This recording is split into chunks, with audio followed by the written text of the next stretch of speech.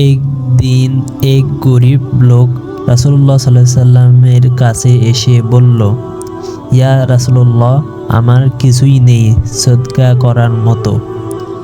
রাসূলুল্লাহ সাল্লাল্লাহু আলাইহি সাল্লাম বললেন, তোমার ঘরে কিছু আছে? সে বলল, একটা খেজুর আছে মাত্র। রাসূলুল্লাহ সাল্লাল্লাহু আলাইহি সাল্লাম বললেন, তাহলে সেটাকেই সদকা করো।